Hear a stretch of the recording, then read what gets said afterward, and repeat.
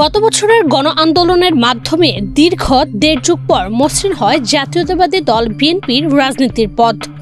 দীর্ঘদিন পর রাজনীতির মাঠে ফিরে সকল ধরনের অনিয়ম অব্যবস্থাপনার বিরুদ্ধে শক্ত অবস্থান নেয় দলটি। এরই প্রেক্ষিতে নানা অভিযোগে প্রায় ৭,০০০ নেতাকর্মীকে বহিষ্কার এবং অনেকের পদ স্থগিত করা হয়। তবে আসন্ন জাতীয় নির্বাচনকে সামনে রেখে বহিষ্কৃত নেতাকর্মীদের ব্যাপারে কিছুটা নমনীয় দলটি। নির্বাচন সামনে রেখে বহিষ্কৃত নেতাদের অনেককে আবার দলে ফিরিয়ে নেওয়া হচ্ছে। মূলত দলকে চাঙ্গা করতেই এই সিদ্ধান্ত নিয়েছে বিএনপি। জানা যায়, নানা কারণে বহিষ্কৃত অনেক নেতা পুনরায় দলে ফিরতে আবেদন করেছেন।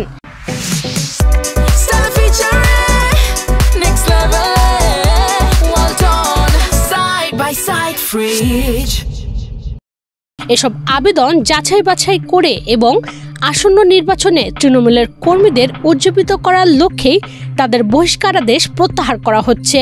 মূলত জাতীয় নির্বাচনকে সামনে রেখে বহিষ্কৃতদের মধ্য থেকে আন্দোলন সংগ্রামে সক্রিয় ও মাঠ পর্যায়ে প্রভাবশালী নেতাদের দলে ফেরানোর উদ্যোগ নিয়েছে দলীয় হাইকমান্ড।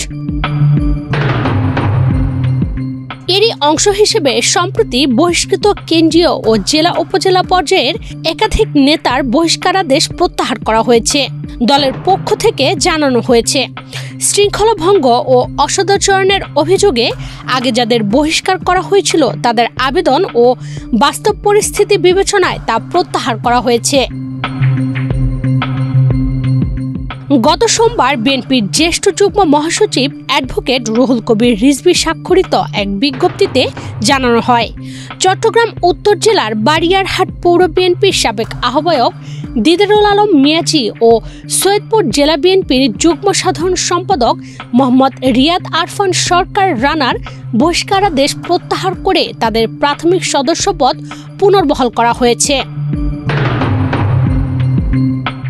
একই সঙ্গে শৃঙ্খলা ভঙ্গের অভিযোগে বহিষ্কৃত আরও ৭ নেতার বহিষ্কারাদেশ প্রত্যাহার করে পদ ফিরিয়ে দেওয়া হয়।